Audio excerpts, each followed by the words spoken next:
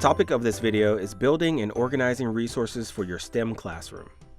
Materials for STEM activities can include expensive technology, cheap craft supplies, household items, or even free repurposed materials.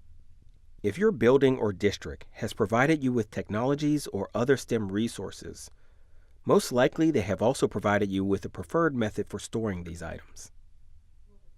If not, think about the best way you can store them effectively and safely so that students have access, and so that any device that needs to be charged is close to power.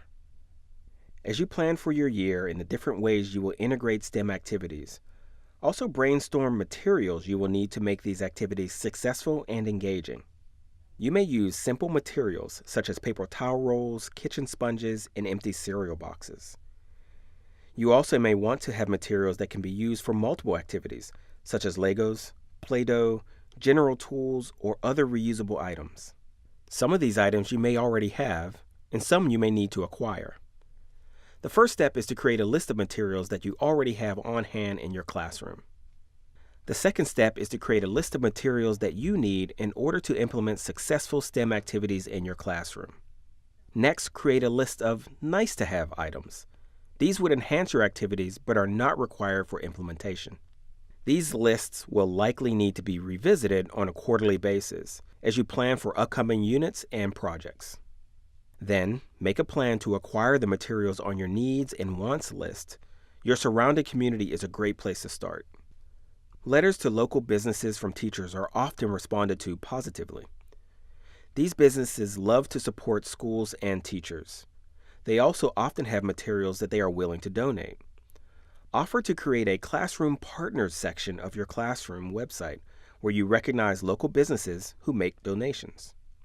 If your school has a PTO, or your district has an educational foundation that supports teachers through requests for classroom grants, STEM materials are a great ask. Parents are also terrific resources. Most often, elementary and middle school teachers will provide a list of items they would appreciate being donated for their classroom.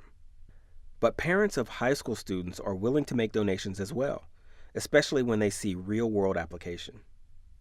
At any grade level, don't be afraid to send a message home letting parents know what activities are on the horizon and what materials will be useful for those projects. Think outside the box.